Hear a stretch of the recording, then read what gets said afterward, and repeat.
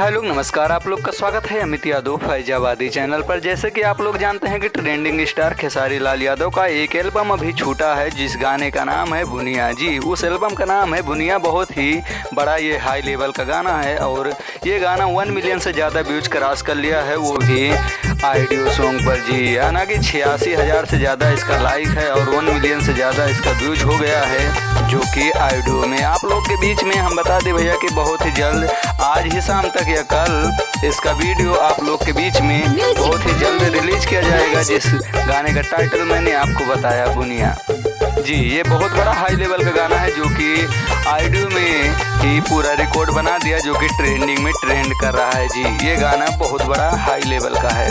और उसके बाद में एक बोका म्यूजिक है, बोका म्यूजिक चैनल के द्वारा खेसारी लाल यादव का एक तहलका वाला गाना आ रहा है, जिस गाने का नाम है बोका को किसने रोका। जी, कृष्णा बेदर्दी जी का यह चैनल है।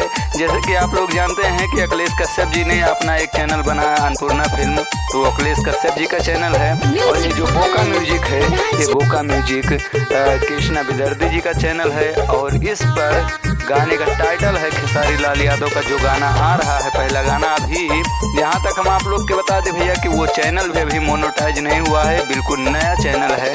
तो आप लोग सर्च मारिए यूट्यूब पे, बोका म्यूजिक कृष्णा बेदर्दी जी का चैनल है। और उसी चैनल के द्वारा खेसारी लाल यादव का एक बहुत ही बड़ा गाना आप लोग के बीच में आने वाला है। जी, जिस गाने का टाइटल है, गाने का नाम है बोका को किसने रोका।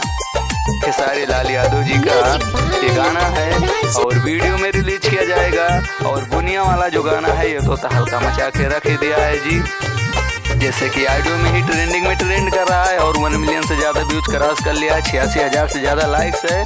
बहुत ही बड़ा ये गाना है। जी, सो अपडेट था। अगर अपडेट अच्छी लगी है तो वीडियो को यार लाइक कर दीजिए। चैनल पे पहली बार हैं और भोजपुरी में से जुड़ी इसी तरह की न्यूज देखना चाहते हैं तो चैनल को अभी सब्सक्राइब कर लीजिए और बेल आइकन वाले घंटे को प्रेस कर दीजिए। जी, और जो भी आपके ज़रूरतमंद लोग हैं उनके पास इस वीडियो को ज़्यादा से ज़्यादा शेयर कर दीजिएगा। जी, सो अपडेट, अगर अपडेट अच्छी लगी है तो लाइक कमेंट शेयर। फिर मिलते हैं कोई दूसरे वीडियो में, तब तक के लिए बाय बाय, जय हिंद।